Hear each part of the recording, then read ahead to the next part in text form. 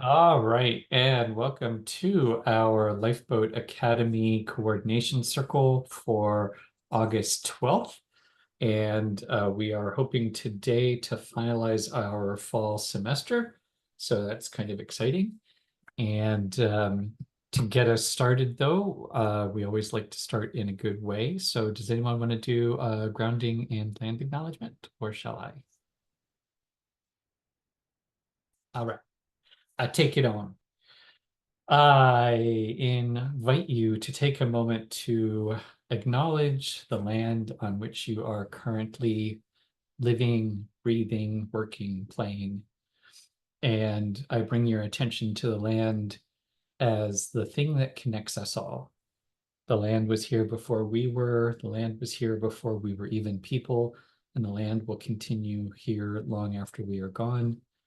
And so we lean into the indigenous wisdom that reminds us to start off by acknowledging the land as a way of acknowledging our interdependence and our interconnection with all of our relations, human and more than human. And in doing so, we also acknowledge a debt of gratitude to the indigenous cultures of the world that have kept this knowledge alive at great cost to themselves over a long and troubled history of working with our culture and a culture that has lost that connection with the land and lost that fundamental teaching.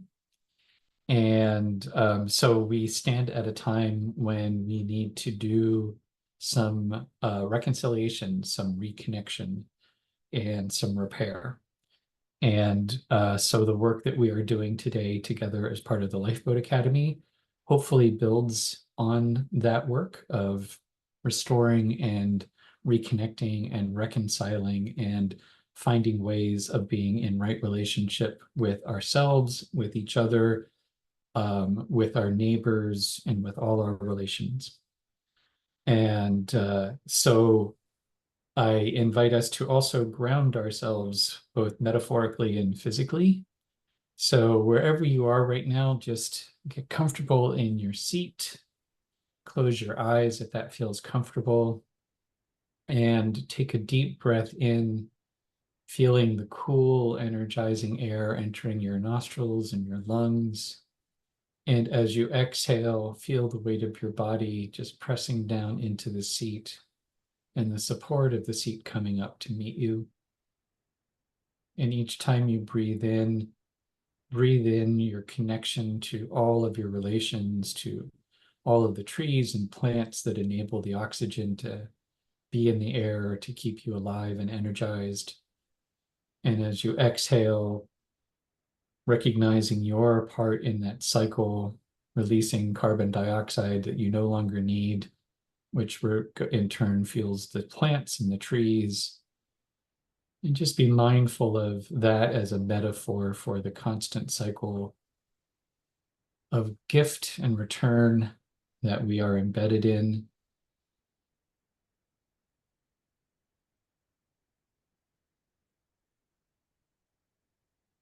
So take one more deep breath in, and on the exhale, this time, just let go of anything that no longer serves you, any tension, any distraction, any darkness.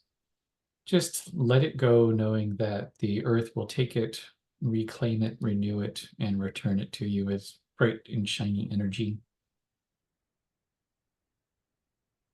And when you are ready, come back and join us in the circle by opening your eyes. So, hi, April. Hi. So let's start with once around the circle, giving everyone a chance to do a quick check-in. And the one thing I have on the agenda is looking at our fall semester and, the normal, going through the normal coordination circle steps. And so with the check-in today, I think a quick how are you doing this afternoon? And is there anything that you are hoping that we cover on the agenda? And the circle, as I see it, is Roland, Ronnie, April, me. So Roland, over to you. How are you doing and anything on the agenda? And you're muted. I know that I'm muted because a big sign comes out that says you're muted. Um, and I'm doing well in spite of forgetting to unmute myself, and I have nothing that I want to add to the agenda. And I pass to April. Ronnie. Yes, Ronnie. Over to Ronnie. Doing pretty well. Sleepy today, but it's all good. I just wanted to note that today is 2 years since I first stepped foot on Pender Island or Sadeas.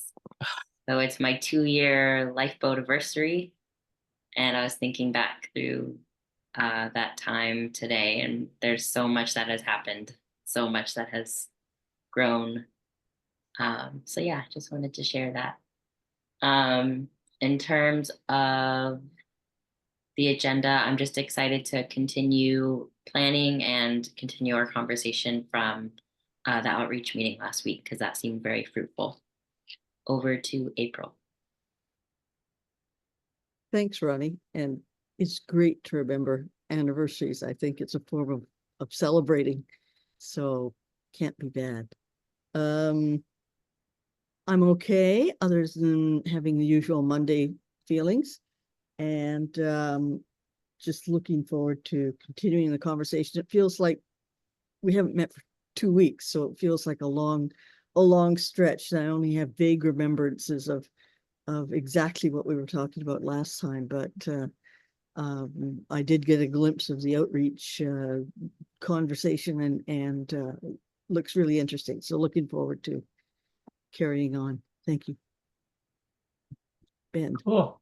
I'm doing well. It's been a very busy Monday. And yesterday was a lovely Sabbath day with a lot of social time, and so I'm having a little bit of that, culture shock, diving back in.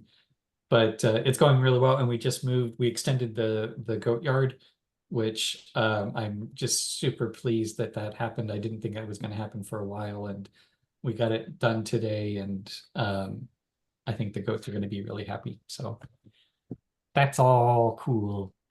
All right, cool. So it sounds like we can just dive into there we go. Dive into the agenda. And we've done our grounding and check-in. And the next up is revisiting our North Star. And I took the liberty of, I think, in building on the outreach conversation that we had, thinking about sort of the different people that are in our stakeholder groups. And so I thought the way we could do our North Star today is to actually think about who are the people that we are hoping benefit from what we're doing, and how do they benefit as a window into it. And I'm going to propose we do our normal twice around, and you can always pass. And so, and I think you can share one or more than one group, but keep it simple, and we'll do at least 2 times around. So do the directions make sense? The question makes sense? All right, so over to Roland. Who do you think are the primary beneficiaries of our work, and how do they benefit? I will pass to start. To Ronnie. I'll start kind of broad and say the climate alarmed and collapse aware folks who could use support thinking through how to address the poly crisis, both locally and more biggerly. Sorry. Globally felt too big, but like regionally, I'm thinking about the lifeboat network connecting people, maybe globally. Anyway, thank you, and I'll pass to April. Well, I want to give a biggerly answer now to this question, because it's a new word and I'm delighted. I think anybody that's connected not just with us, but with other people through the groups, through our 6 conversations, through the navigating via tensions sessions, through our charrette, through our do-it-yourself lifeboat construction webinars and sessions.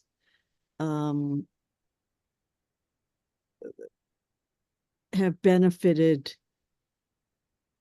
I think, by seeing examples of how things can be, and by seeing each other as both supports and people who can add a little bit of different ideation and spark to what we do in what can be quite hard and lonely work.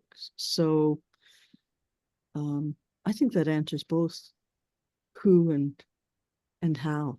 On to Ben.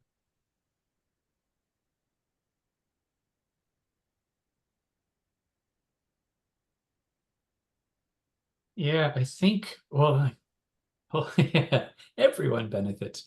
I think it is, I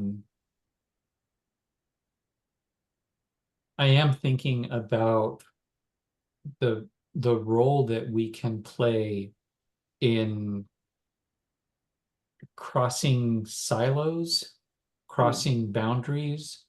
And I think, in a way, I think I'm building off of what you're, or I'm riffing off of what you're saying, April, because I feel like there's lots of good work going on out there already. And this is not to replace or invalidate any of the work that's already happening, but finding ways that we can connect people who are not connected right now, kind of amplify. I get this. I still think of, I can't remember who it was. I think it may have been Pam, but it was somebody who said, um, I feel like there's a crisis right now and I'm being underutilized. And I feel the same way, and I think a lot of people feel that way, that there's all sorts of ways that I think I could help, that I don't know how to connect that with the people who need the help. And so, yeah, I think that what I'm hoping, and so I guess actually what that means is I'm hoping that we benefit the people who are already working on this in one form or another, and that the way that we can help is to connect them, to network them together in ways that helps everybody amplify their work. And I'm going to pass back to you, Roland, and we'll consider this both back, and then we'll just keep going for the second round, and you can get the final kick at the can. So over to you, Roland. I like everything that's been said, and I feel like I'm supposed to answer for the sort of the people or the sort of businessy part of the Lifeboat Academy, but I think so. I am nonetheless. I'm going to say I think our primary beneficiaries are our chicken family, and Choo Choo and Nish and Judith and Matilda and Jane, and all of the voiceless ones that are on the property where Ben and I are, the cedar and the fir and all the plants, and and I would think also through the connections that have been mentioned, that are connected to the Lifeboat Academy and starting to think along those lines. All of their voiceless ones, all of their relations are also benefiting from the work that we do. So over to Ronnie.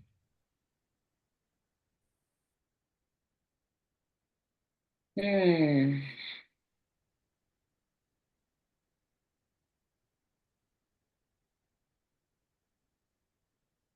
I keep thinking really meta things, and I think that's okay.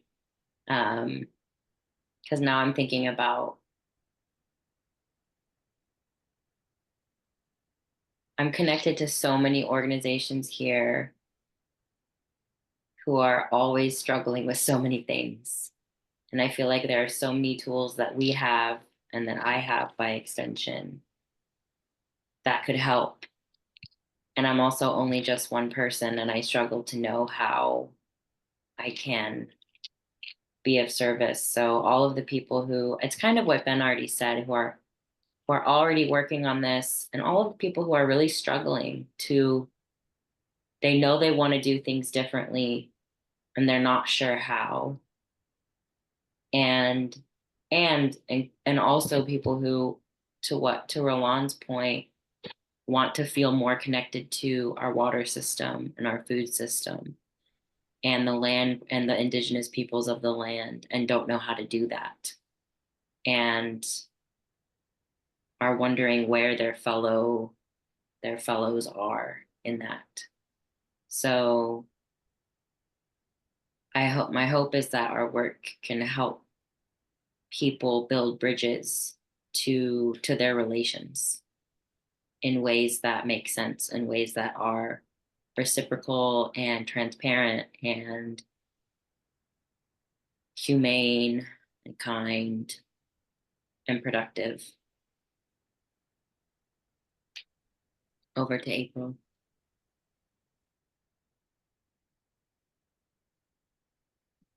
I just want to add that one of the primary recipients of the good stuff that goes on is myself. And that I find when I'm working with this set of networks, the one that I'm in at this very minute, and the other people that are attached in various ways, that it doesn't feel like a struggle. And it feels like there's organic stuff that goes on. There's definitely a more healthier way to work than many of the other ways that we as humans organize our work. Over to Ben. Yeah, you scooped me. I think that's also, and I think that's really valuable because, oh, I want to work with people who see their liberation and my liberation as the same thing, like that, um, recognizing, I want to work with folks who recognize all I need to do is my work in a related way, and that um it's funny, everything can be a tool and a weapon. It's really easy to misconstrue language, but letting everyone stay in your lane, like do what you do and do it well. And you don't have to do more than that. You don't have to do everything. Um, Finding ways to let people do what they're really called to do, the ikigai of it feels right, it's useful, it's connected, it's productive. Um, yeah, because I think there is a lot of this struggling, and it's a little bit the difference between pain and suffering, that there is some struggling, maybe it's striving versus struggling, that the kind of the cognate of the difference between pain and suffering, because there's some stuff that's hard. There's hard stuff happening. There's a lot of work required. There's a lot of things to figure out. So there's effort involved, but I feel like so much of the suffering or so much of the struggle is unnecessary. It's kind of wasted effort. And so yeah, finding ways that we can let go of the things that aren't working and put our energy into places where it's better suited. So over to you, Roland.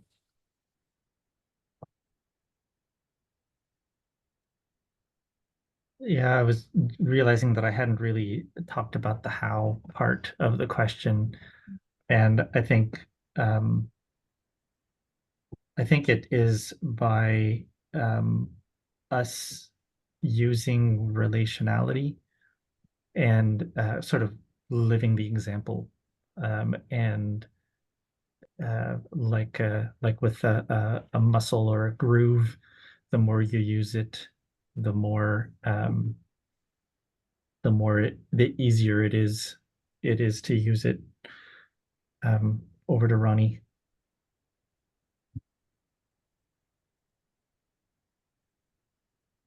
My mind's going to the agreements and the principles of sociocracy.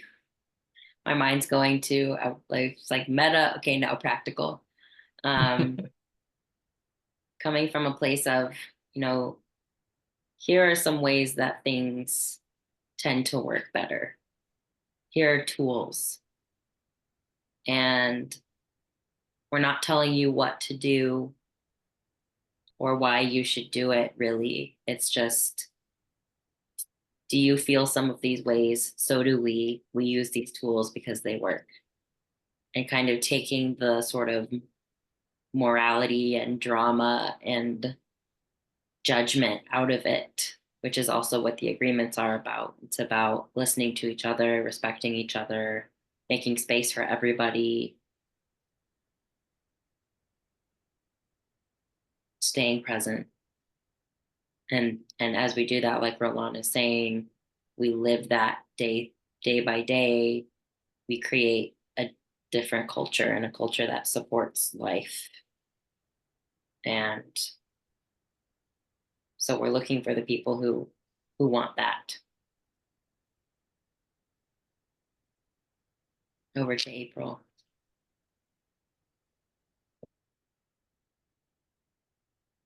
I keep coming back to the principle of reciprocity, which I've started thinking about slightly differently since on one of these meetings, somebody said something about you've been given something and what would you like to give back? And I hadn't quite thought of it in terms of that. But I'm now thinking, what have I been given that I probably glossed over and didn't pay as much attention to as I should have and wasn't as present with?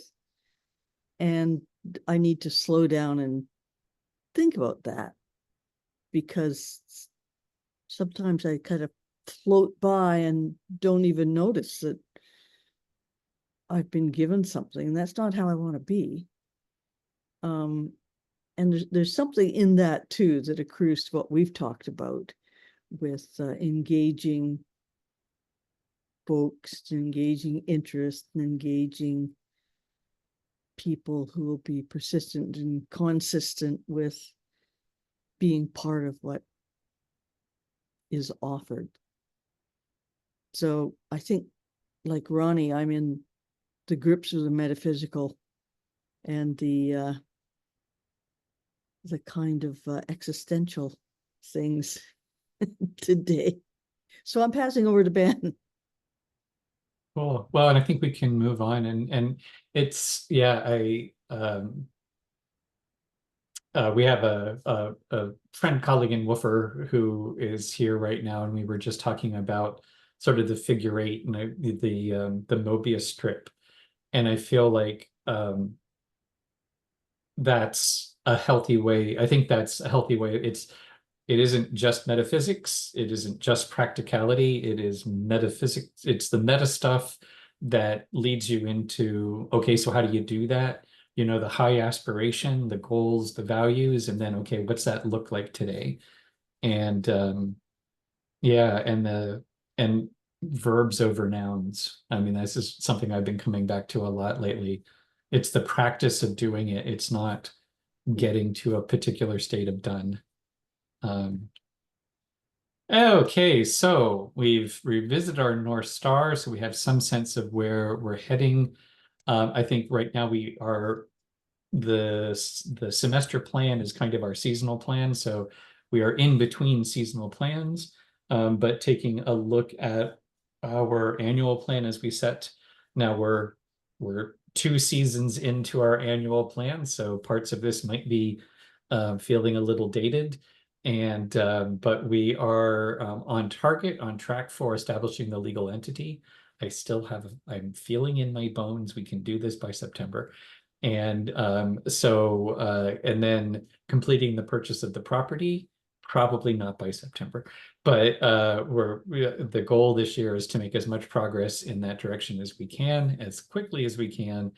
Our other goal has been to onboard people, to get people more involved and to figure out how we set up our offerings. And so we've already done phase 1 and phase 2. We did the introduction to the guilds in the spring, and then the 6 conversations and with the carry on to the Connect the Dots Club, which was our summer work. And now we're looking at the fall semester as sort of the third phase in that onboarding. And then being able to figure out how we establish baselines and establish priorities in terms of on the ground practical stuff. So just a quick go around. Any comments on the annual plan? Questions, observations, general comments? Roll on over to you. And you're muted. The little mute sign didn't come up. I think it looks complete and good as it is. So I have nothing to add to it. Over to Ronnie. No comments. Over to April. One comment only on the fact that we are working in guilds. And it seems to me like we've been doing that forever, but I know it's actually very short that we've been. And so just reflecting on that, it feels more natural to me now to be doing that. Over to Ben. Mm-hmm. Yeah, good point. Yeah, I don't have anything to add on top of that. All right, so the calendar, I'm going to say we pause the calendar. There's nothing other than our normal meetings on the calendar right now, I believe. And so I'm not sure that, and the next thing that we really want to do is to dive into the semester calendar. So whatever calendar things we need, we can be plopping down on there. And I'm going to suggest that we reserve the guild reports until after. Let's like dive into the fall semester, and then whatever doesn't come up in that work, then we can kind of cover at the end, provided we have enough time. So with that in mind, where are we with the fall semester? I'm gonna stop share here, and I'm tempted actually without any visual aid to kind of go once through and just gather what thoughts are people having about the fall semester and or questions. Actually, let's do 2 rounds that way. Once through just where, from your perspective subjectively, where are we with the fall semester, and any questions or comments are related to that. We'll go once around for initial thoughts and then once around to follow up on what other people are saying. And you can always pass. And over to you, Roland. Well, I think that there is for our first iteration of this format, there seems to be enough to put on the calendar. And the Miro board that you set up. I guess the next thing that we need to do is finish putting those things in place. So over to Ronnie.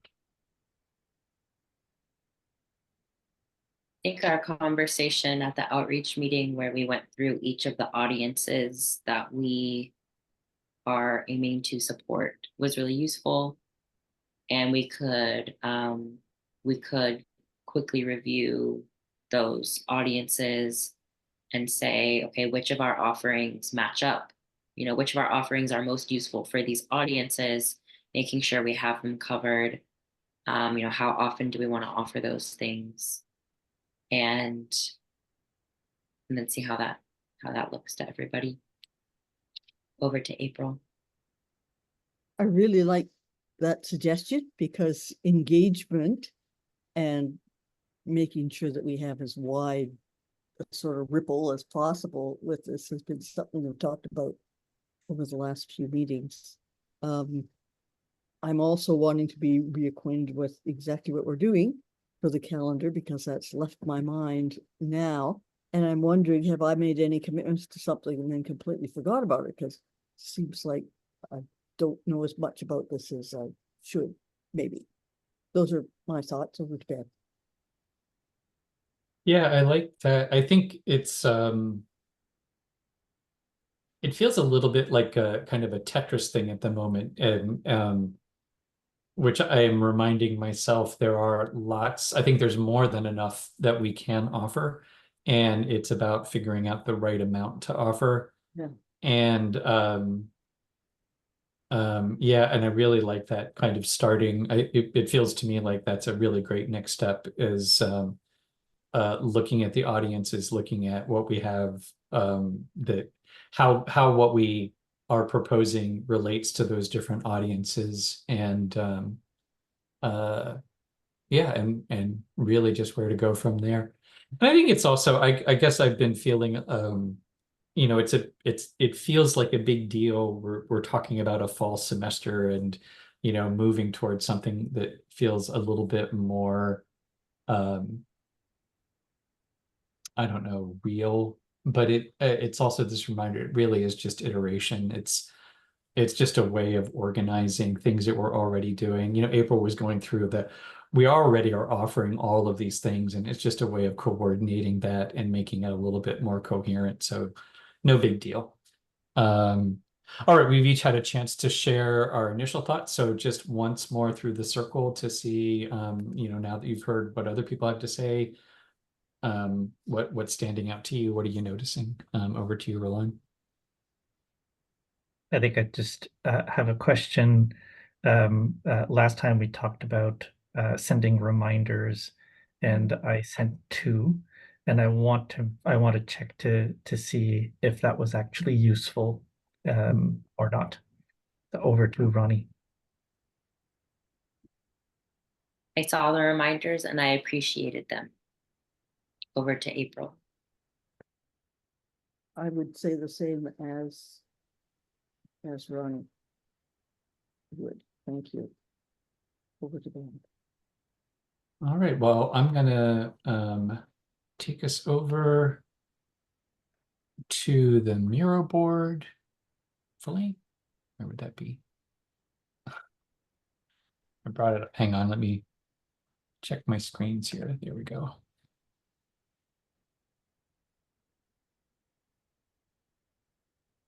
Okay, so here is our Miro board, where we've got a whole bunch of Post-its, and we have, I think it's the same groups. So the 5 audiences that we have listed here, and the conversation from the outreach group may have changed a little bit. These Post-its are older than that conversation from the outreach group. So if we need to amend them, that's fine. So just a reminder of who it is we think we're bringing together. So there are probably, I think maybe we start with lifeboat builders are people who are working directly at trying to build a local resilience network. Lifeboat mentors are people that have been on that path a little bit longer, so they have some more experience and some skills and wisdom to share. Social impact investors are recognizing that this work requires material resources, and a lot of times lifeboat builders are under-resourced financially and materially. So knowing that people can only work if they have the tools and the resources necessary to do the work. So that brings in social impact investors and community supporters, which the thinking behind the community supporters. It's the fair share sponsors and the insurance policy holders and the timeshare croppers are in that community supporters list. And the key difference between the community supporters and the social impact investors is that the community supporters have an investment in a place, in a lifeboat. They want to support a particular community or a particular project. The social impact investors are people who, and both the community supporters and the social impact investors have resources available that they can share.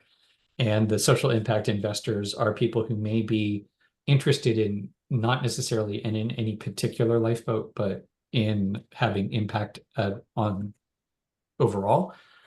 And then I think the Stewardship Council, I think we could best think of that as a placeholder for the broader network and all of our partners.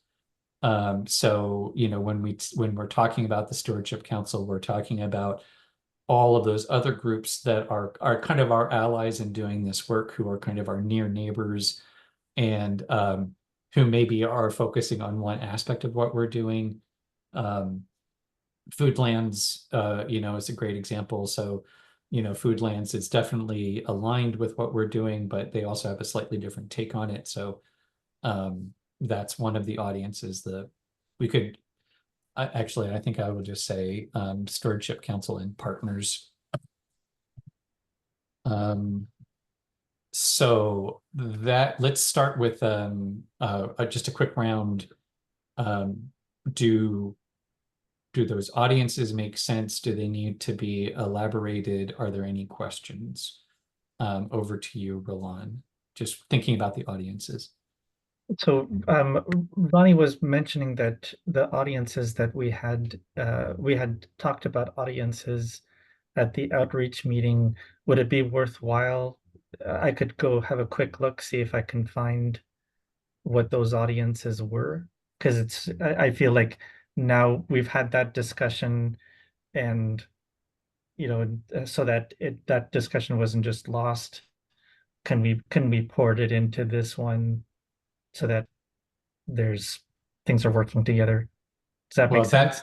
That discussion was based on those audiences. Like Oh, was that it? was, I seeded that discussion with those audiences, but then the conversation may have morphed. But I can bring it. I'm looking for it right now. So I have it. I can just share my screen. cool. Yeah. And I will stop share.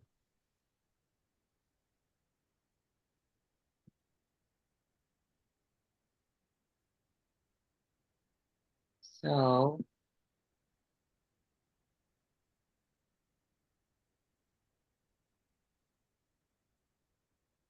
I just looked through it, and I'm pretty sure everything's covered, but we can do it together. So we have the lifeboat mentors, who are the faculty and grad students. We've got lifeboat builders down here at the bottom, who are the undergrads, quote unquote. We have member organizations and partner networks or organizations, which I feel like are pretty similar. Basic. I don't think we need to have separate categories for those. We also have other people doing similar things, which kind of feels like how Ben was describing Stewardship Council, and people who are allied and might have some expertise in certain areas. Partners of our partners is kind of similar to partner organizations.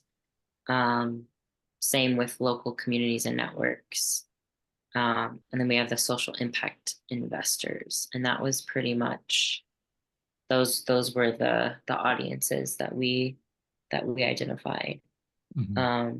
If anyone does feel that there should be some more delineation between groups, that's valid too.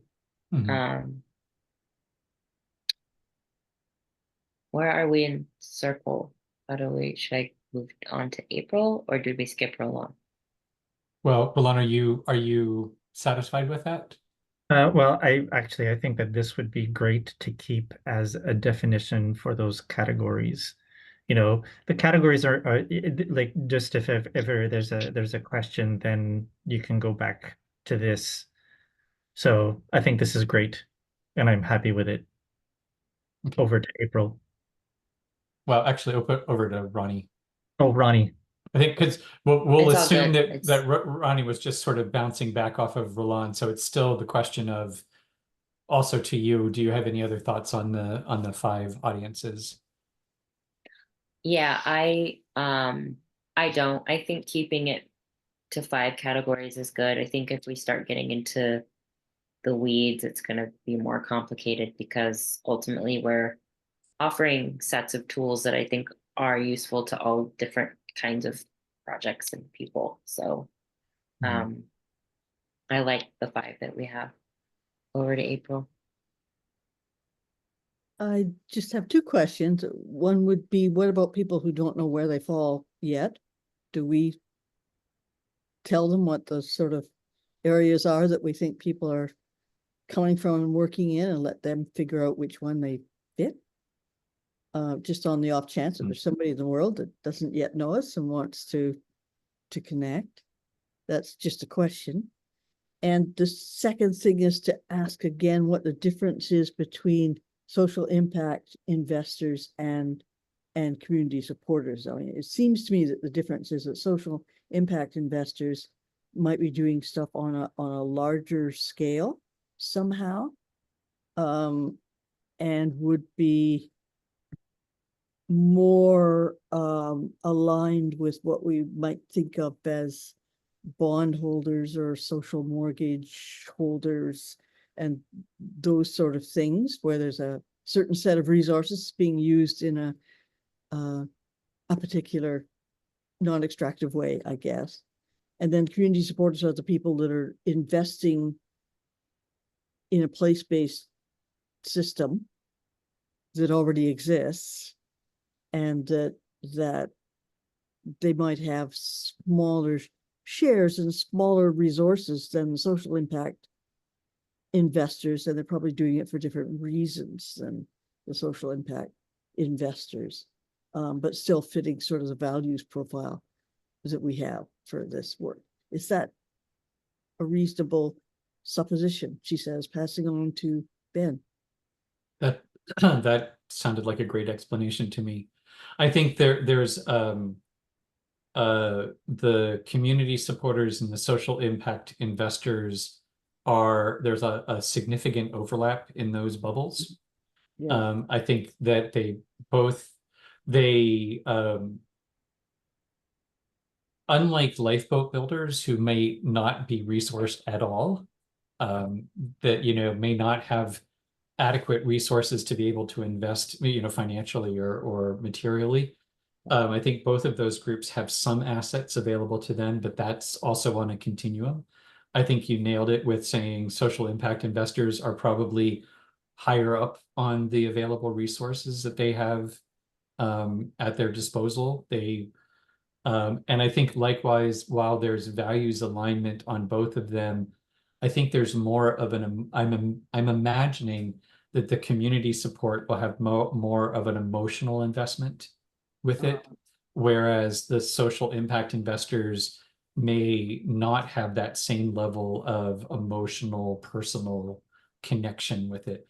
And one of the things that Becca brings up all the time is these are not mutually exclusive categories. Yeah. A person could be in more than one. And actually that kind of goes back to your first question about like I feel like the categories are internally useful and not necessarily externally, like it's our job. I don't think we want to say what category do you put yourself in. I think we want to say, tell us your story, and then be able to say, oh, you sound like you could be here and here, and here's how, and that's, I think, where thinking about what offerings make sense for each of those categories starts to kind of fit together. That's my take on it, at least. And yeah, so let's just do once more through. So, 2 rounds per question here. So over to you, Roland. Are you feeling satisfied? Do you have any continuing questions? Ronnie, over to you then. Okay, Ronnie. Thumbs up. April? I'm fine, thumbs up. All right, cool. So if those are our audiences, then the question is, what are the offerings? And let's look at the key for a start. Okay, let's see, these are, so put that there. So we've got our color-coded key. We've got guild meetings, which will be ongoing. We've got the coordination circle, so that kind of, and the seasonal plan. These are all sort of administrative, operational. We've got the 6 conversations, Connect the Dots Club, as 2 different colors here. We also have navigation sessions. We have webinars, and we have a document called the webinar menu, and all of these guys here are from the webinar menu. So it's the DIY webinar, and then the sort of the sub-steps, the deeper dive in each of the steps, plus sociocracy and how to navigate tensions. And then I also added, we have all of our guild onboarding that we did in the spring. So how to use Asana and that kind of thing. And what are the guilds and how do they work? And then I also added in something around for the social impact investors, potential investors, what's the webinar for them? And so I just put in kind of as a placeholder, something to do with like what the model is that we think we're offering. So that's that is the webinars, and of course, obviously we can add to that. We have the social media and outreach, and then we also have holidays and parties, and then we have also some I guess there's sort of support circles. So one of the things Roland put in the idea of having regular circles where, just like we do it on the farm every day, going over our agreements, how do we want to be with each other? We've talked about mentoring, and what would the mentoring circles look like? Would they be different than the navigation sessions? And there was another idea that came up that's in this line, which is sort of learning circles, wisdom circles, a kind of it came up in the community justice group, but I stole it because I think it's a brilliant idea. We were talking about we're trying to do some training in the group, and basically everyone picks their own, a book you want to read or a course you want to take. And then once a month, we all share, what did you learn this month? And it's basically a way of kind of sharing what's been coming up. So that is another idea there. And the one other thing that I added, I have a bunch of Medium posts that are sort of half drafted. So I was also putting them out as something that might fit in with what we're talking about.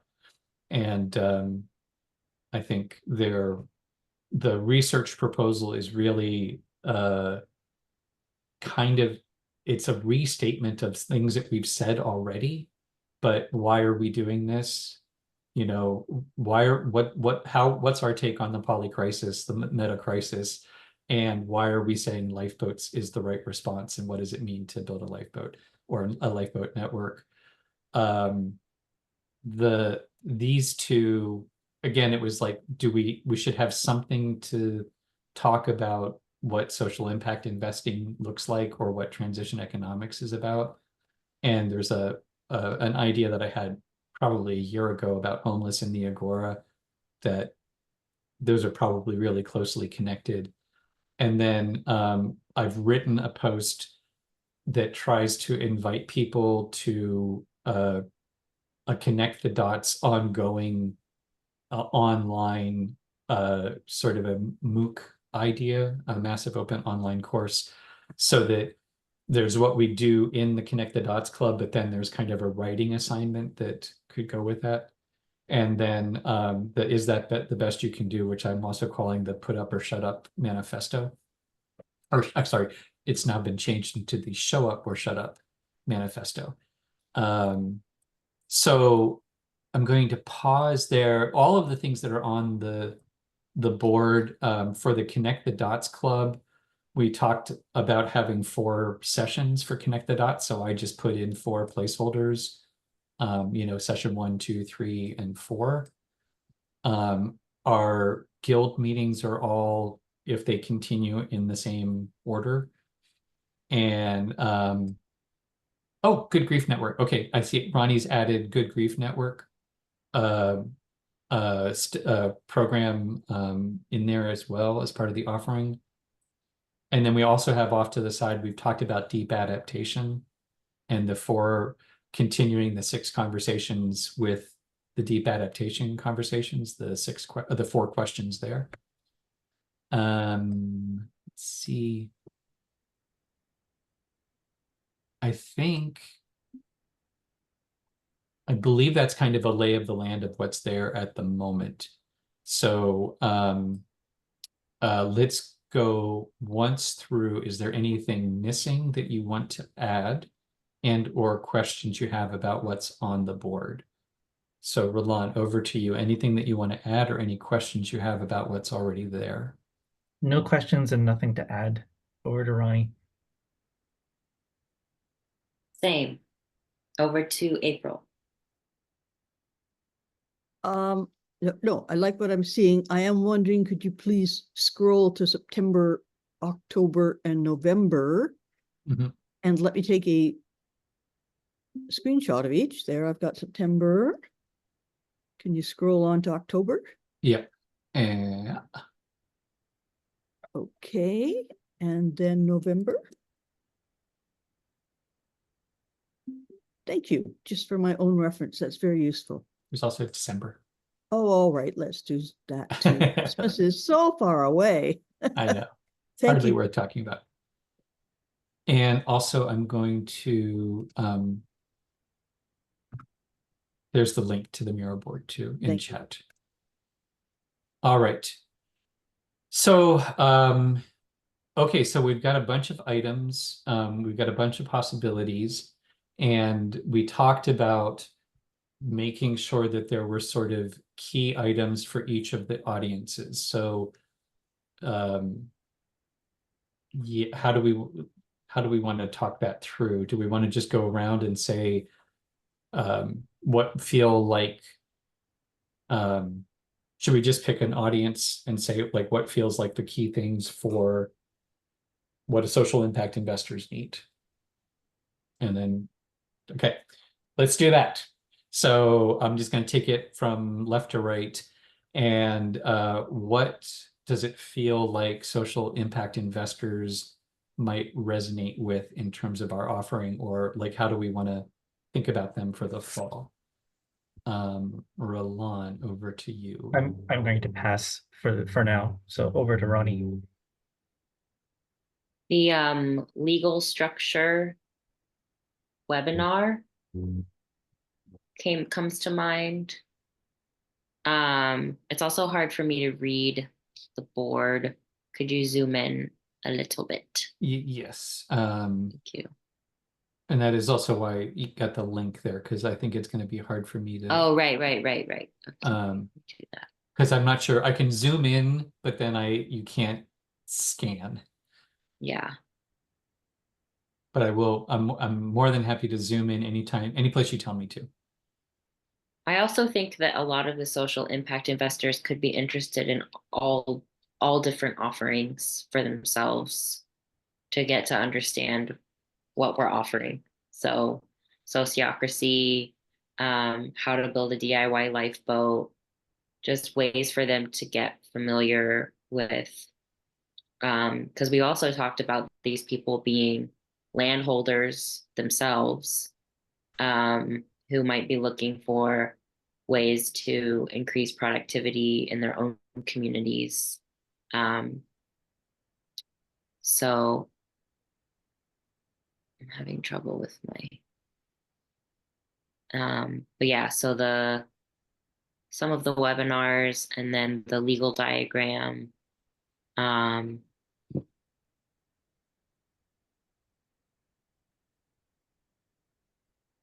keep wanting to say like an intro to the Lifeboat Academy, Mhm.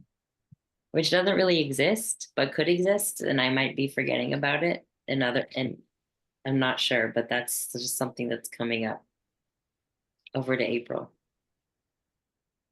Yeah, the same thing came up for me, Ronnie, and also the idea of anything that's kind of an overview. And I'm I find the compass rose thing Mhm. really compelling, and certainly having some way of them going through that, maybe just having that diagram, but then a series of questions that goes with it too. Because that really pulls together a whole bunch of different stuff. And in that, there may be some things that people are really familiar with, but they haven't understood what the connection is to stuff they're not familiar with, or haven't thought as broadly about. And that helps to pave the way for that, I think. Over to Ben. Yeah, I agree with I think the overview idea, the intro to the Lifeboat Academy, um, in part the legal diagram, I feel there's a story to tell around bringing together that what we're doing is bringing together impact investors with resources, lifeboat mentors with skills and experience to nurture lifeboat builders who are building on the ground community. And that that on the ground community is the compass, to build a place-based network, you need all of these different things. So yeah, that feels, I like that idea of, I think that we can, maybe the legal diagram morphs a little bit from just the legal diagram to the introduction to the life, but why a lifeboat academy? Which makes me think too that the research project Medium post could be relevant in there too. Yeah. Because it's sort of the narrative form of that. Because in some sense, I think of the social impact investors as the research council. They're fun. It's like going to the NIH, right? The people who are saying, here's a good enough experiment that we're willing to fund. And so Yeah. they need to be convinced of it. Cool. And I'm taking notes on the Asana task of what we're talking about. So Great. and all right, so let's just move on then. So we've done social impact investors, and next up is the mentors. Oh, Roland. I'm Oh, right. Sorry. Back to you. so Um, and I just want to make sure that I understand what we're doing now.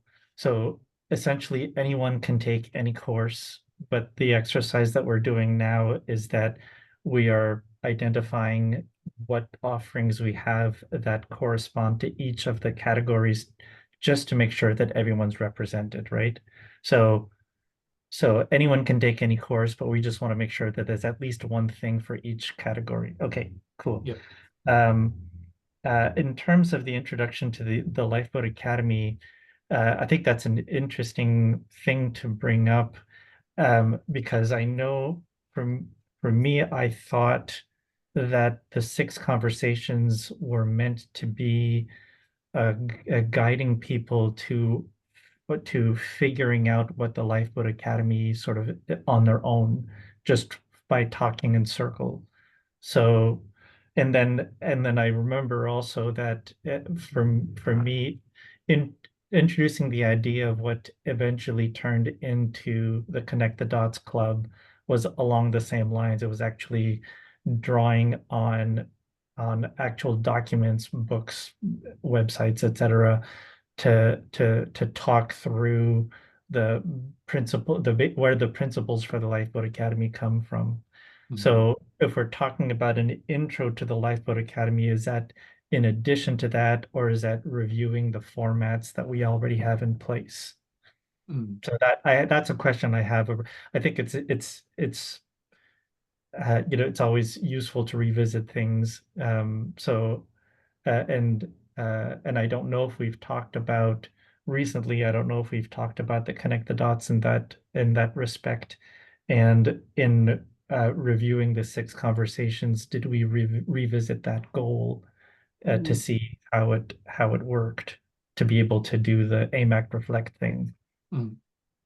So those are sort of more comments on stuff, but and at the same time questions that I have around those things. Well, let's So keep it going then. So over to you, Ronnie, if you want to respond to anything. I think I'm thinking more about an orientation. So fall semester, you have the course offerings, and then there's an orientation, which is kind of like lay of the land. So if we're offering things and we're going to be publicizing this stuff on social media, we're hopefully going to be attracting people who weren't part of 6 conversations, but we still want to give them an opportunity to to see kind of what we're offering and why we're offering it. So I guess maybe it's more of just we have everything on the calendar, and then we also have a menu which with a description for what each of the offerings is, what you could get out of it. And because I don't want to reinvent the wheel, I don't want to reinvent the compass, I don't want to reinvent the Prezi, I don't want to reinvent a webinar. It's more of just like, even like a 1-pager or 2-pager we can give to people when they meet with us as a lifeboat builder and say, here's the different things you can check out as a student. Because I think for me, even that would be really useful to have for when I'm talking to people about what we offer. I could say, check this out. And this is all stuff I feel like we have written down. It's just compiling it into a document. But then each semester we can have a slightly different, orientation or whatever you want to call it, which will have the specific offerings available over to April. Yeah, I really like the orientation idea, which is fairly standard for most semester-based course delivering places, but we can design it to be really friendly and with minimal verbiage. I think that's my only comment. Over to Ben. Yeah, I get this, and I think it is, it's a map of, I can kind of see it's like, if you're interested in this track, you might want to check these things out. And Roland, I think that the 6 conversations in the Connect the Dots Club is at a different order of magnitude. So I think what we're talking about, what I'm thinking about with the intro is a one-time 30 minutes to an hour where you get here's the high level oversimplistic, it's about this, and this is how you can sign up. Whereas the 6 conversations is then, if you're interested, attend the 6 conversations and go deep. And then you can actually explore what it means to you and what it means to other people. But, a lot of people aren't going to want to commit to 6 conversations to get a sense of what we're talking about. They're like, give me the short form. And especially I'm thinking about social impact investors. I think one of the key differences here between a potential mentor is going to be like, oh yeah, sign me up for the connect the dots and let's dive into it. And the social impact investor I'm imagining is going to be like, can you give me this in 5 minutes? Like, can you tell me why I might be interested in the elevator pitch? So I think that's kind of the difference that I'm seeing, is that this is why you might want to do the 6 conversations. At least that's kind of my take on it. So can we go to the next group? So next up would be, I think it's mentors, right? I don't see, because of my Builders, screen. lifeboat builders. Builders, okay. Okay, so lifeboat builders, then what are the offerings that we think lifeboat builders are going to be most interested in? Over to you, Roland. Uh, so I like the idea. I'm thinking of it as admin having a course guide. That's sort of an administration thing, and I think I like that idea. And the intro to the lifeboat, I'm just curious to see what that could turn into. Is it going to be a live course? Is it going to be a recording? Yeah, I don't know. And lifeboat builders, what courses? Uh, well, definitely navigation sessions for the lifeboat builders. Over to Ronnie. Yeah, I had that down too. And the DIY lifeboat webinar, like what does lifeboat mean? What are we offering around that? What is the big picture? Um, and then the oops, where did it go?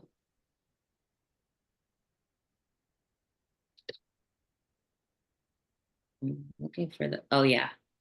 Um, as well as Sociocracy 101, I think is really useful.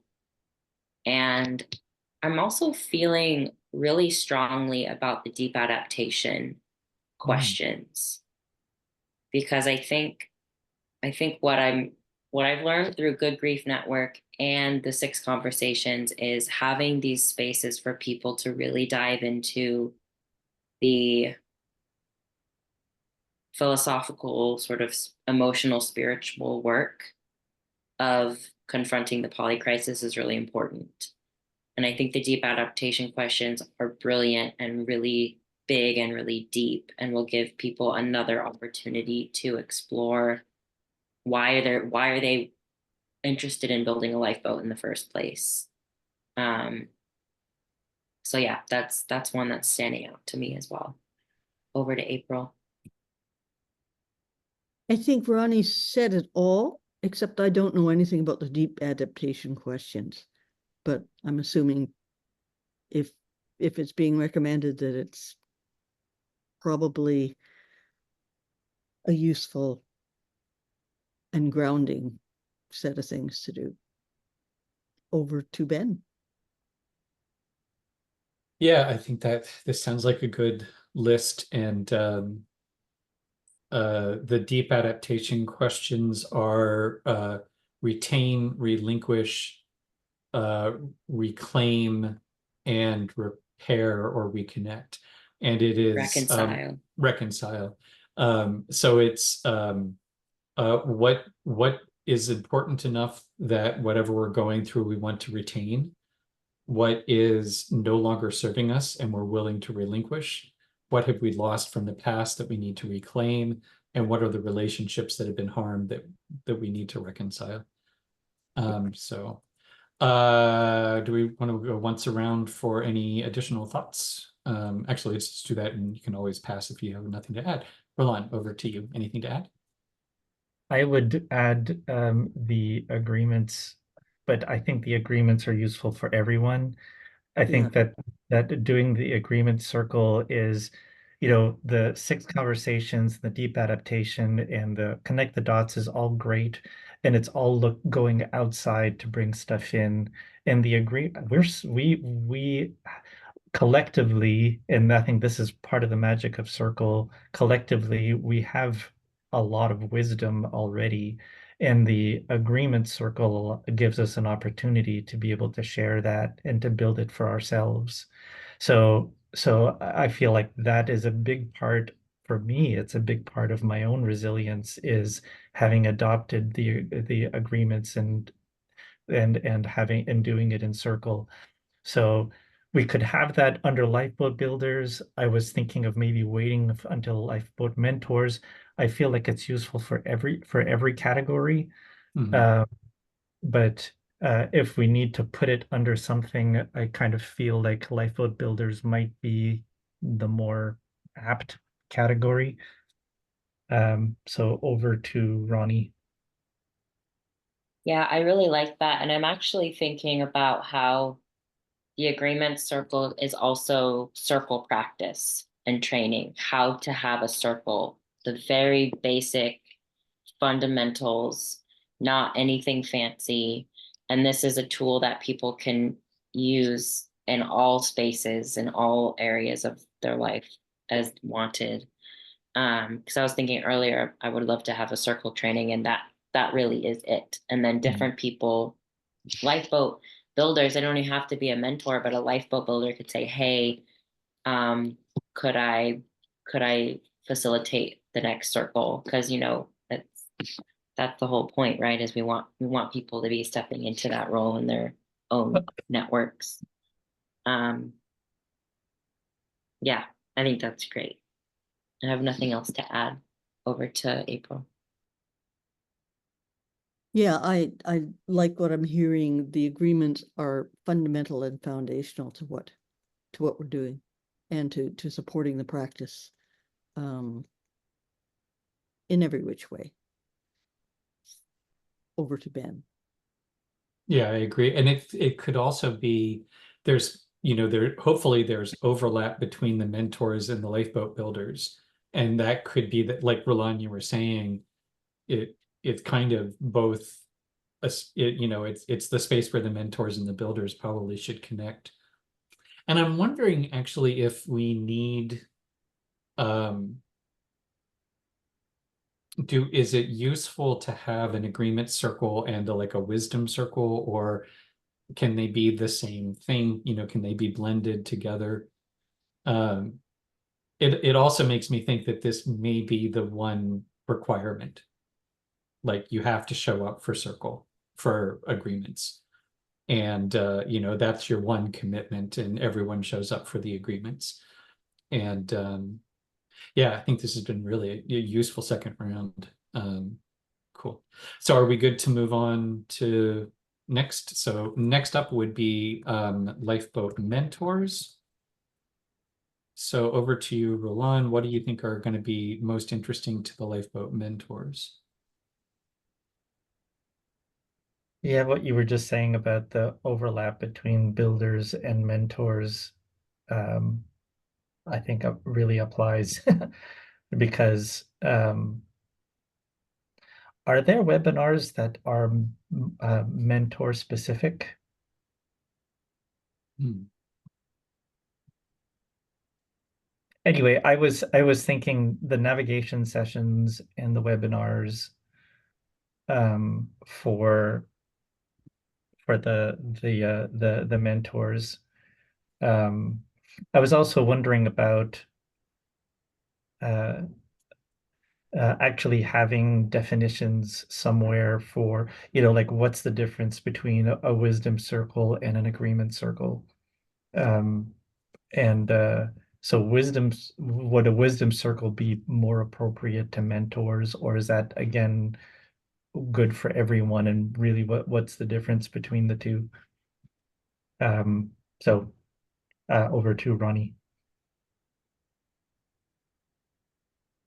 I have two main thoughts. One is for mentors, I see a big part of it being stepping into facilitation of these different offerings for lifeboat builders so that we have more facilitators generally.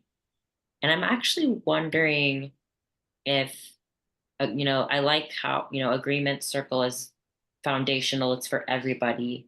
We all need circle regularly.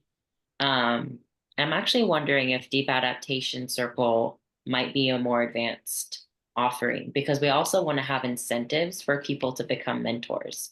So once you commit to having a personal development plan and you want to be a mentor, you get access to these sort of, I hesitate to say higher level, but sort of these deeper, more advanced conversations to support you in being a facilitator and a leader who's holding these kinds of deeper conversations in your own community. I'm just thinking if we offer everything to the lifeboat builders, it could be kind of overwhelming.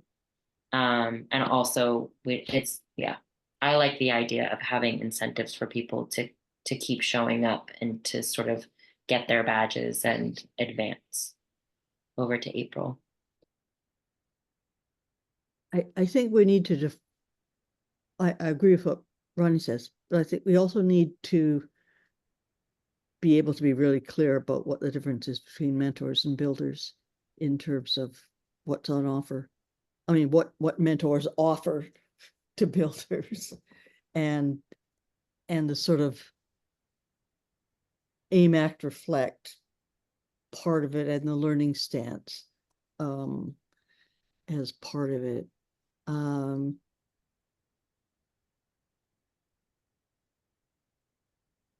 I think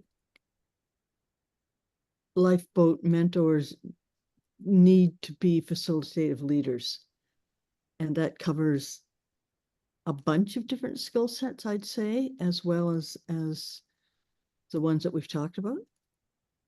But coaching is probably incredibly important in there for the one-on-one work.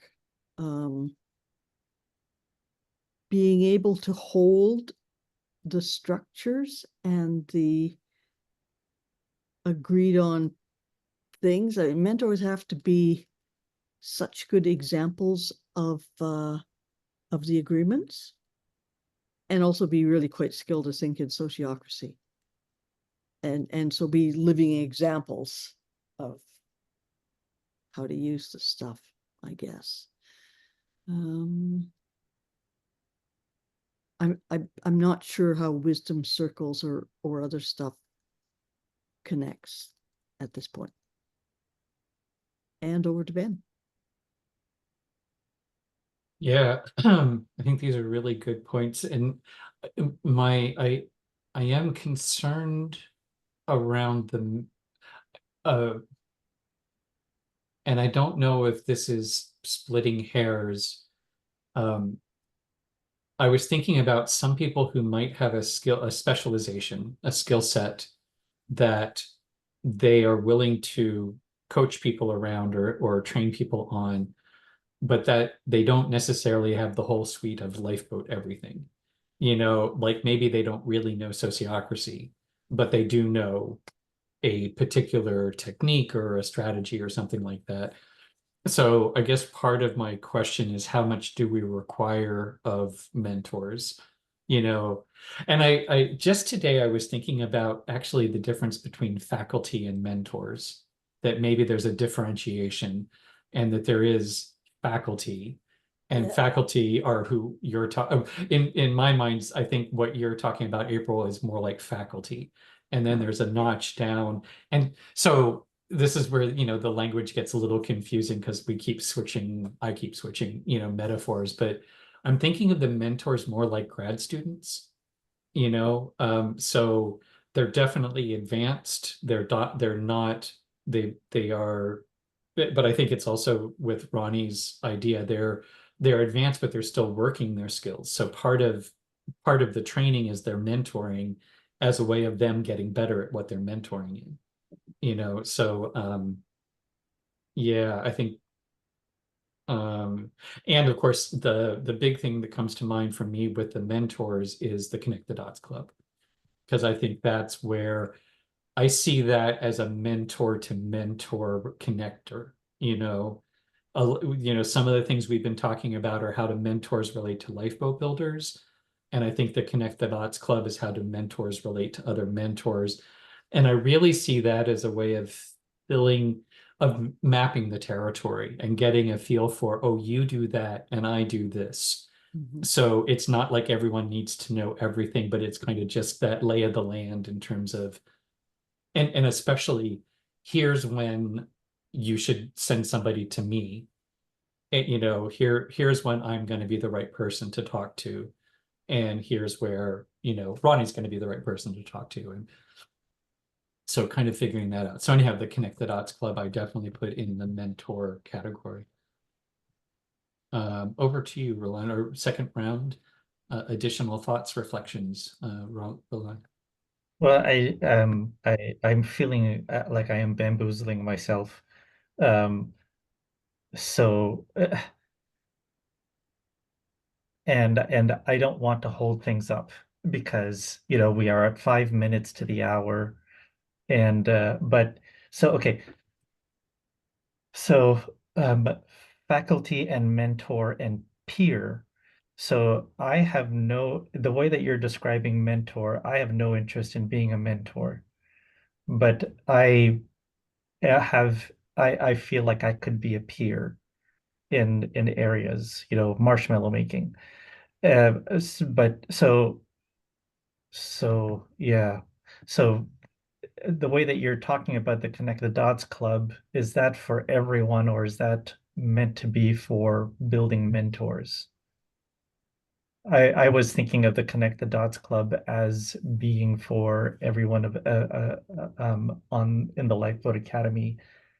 Um, We yeah, have we have consistently said the Connect the Dots Club is for faculty and grad students.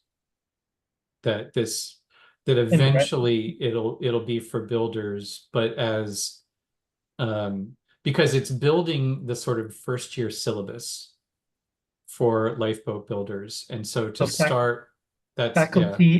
faculty are all mentors. Okay, okay. I've I'm putting things in their place. So over to Yeah. Ronnie. And it's all fluid. I mean, that's why we're talking it through. It's not nothing's fixed. So anyhow, over to Ronnie.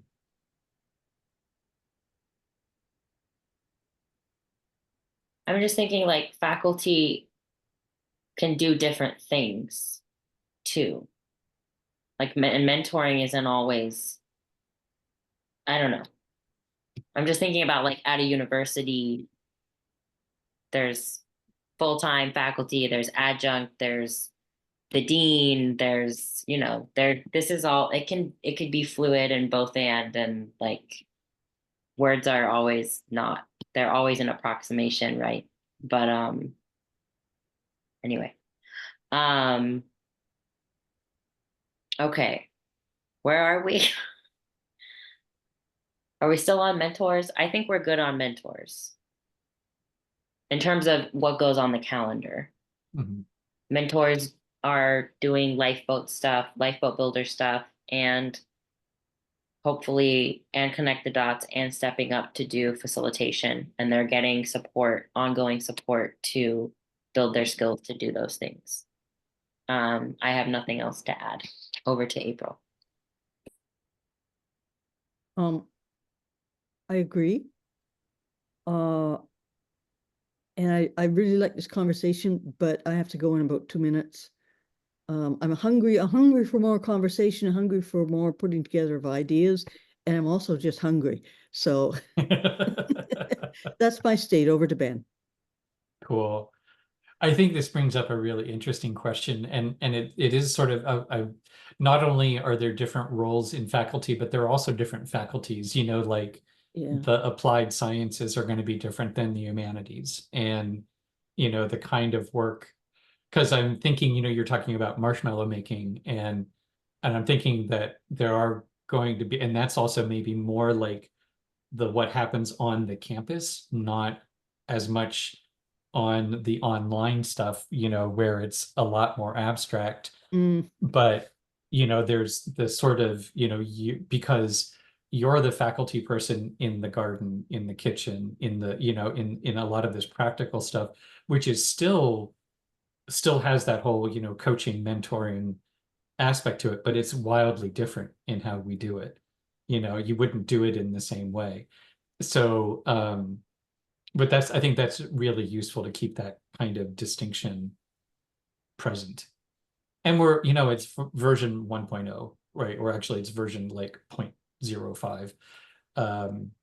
So, and in the interest of time, I think, we've covered the most important three groups. And I don't know if we want to, we had talked about trying to establish the calendar now. And I feel like we need to do some more work. I don't think we're quite there at having it done. How do we get that done in a timely manner? Because we are at a point where we need to start thinking about promotion. So thoughts on how do we tie a bow on what we have right now? And then when do we come back together to take it to the next level, or how?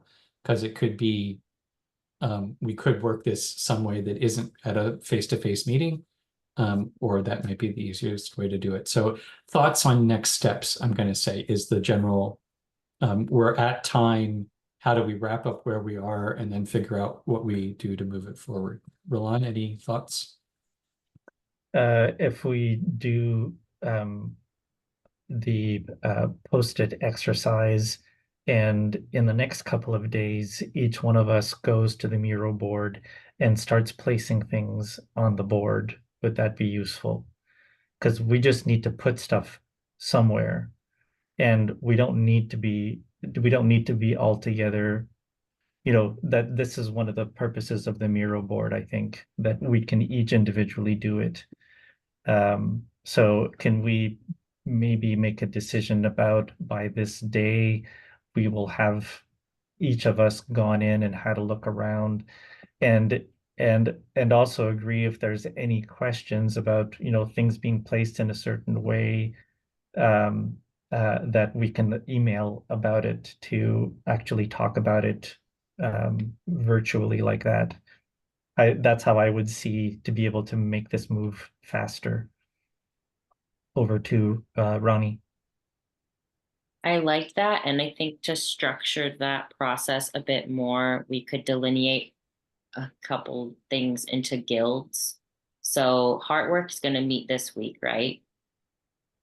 Yes. I propose that Heartwork take on the agreement circle, like considerations, how often is that going to happen, getting a rough schedule together, as well as connect the dots, because y'all have already been Yeah. doing connect the dots. Outreach can do navigation sessions. I want to send out one more reminder email for people to fill out that poll.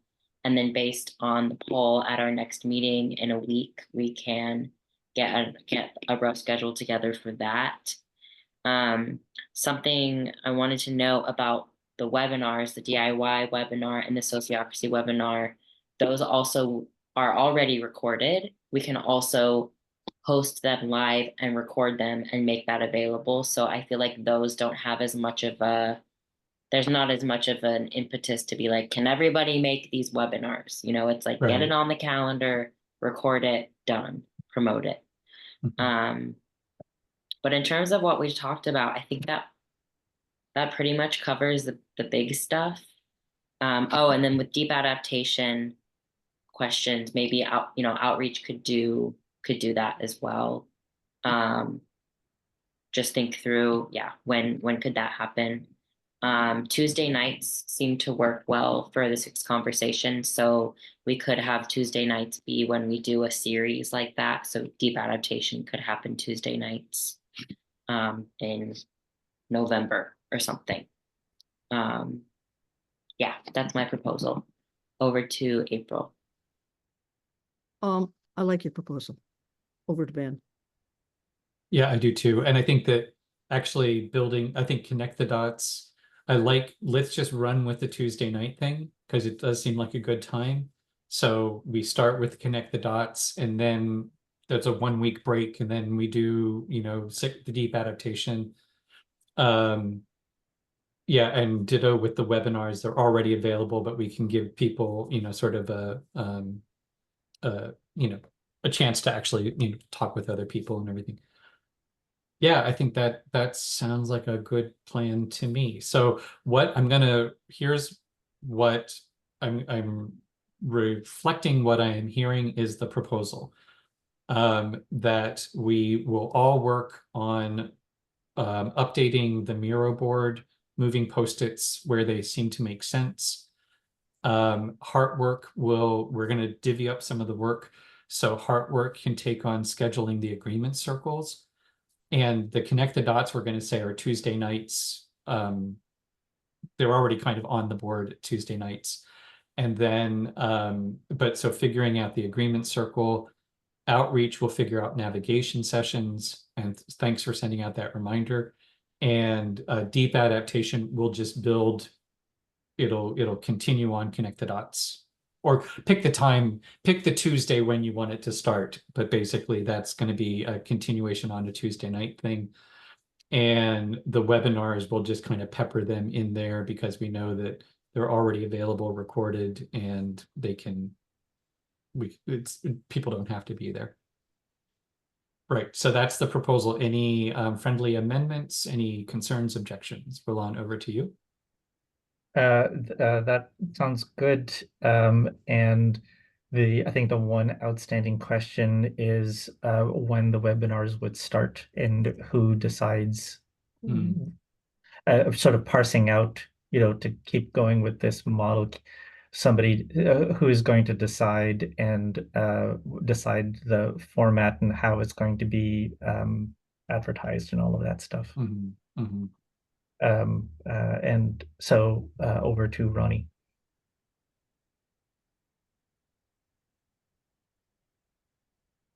Sorry, I lost Zoom for a second. I was taking notes. Yeah, that's a good question. I think that's a good question for outreach too. Like how many times do we want to offer the webinars? Do we want to offer both, sociocracy and DIY, each of them once a month for September, October, November? Or do we want to offer each of them twice? So I can take that on as the outreach caretaker to make sure we address that and have some dates picked by the end of our next meeting. Over to April. Nothing further from me. Over to Ben. I think we're good. I think we're ready to adjourn. So we've got a set of next steps. We're moving things along, and I feel like we really, again, Circle works really well. It feels slow, and then it's all of a sudden things kind of just come together. So hopefully, well, I'm doing my last thoughts for the good of the cause, and continuing on last thoughts for the good of the cause is a way of checking out. Roland, over to you. Have a good evening. Over to Ronnie. Good meeting, and ditto. Have a good evening. Over to April. Ditto, ditto. Over to Ben. All right, well, we are adjourned. So everyone have a good evening. It's a commandment now. You're required to have a good evening. Bye. Bye-bye.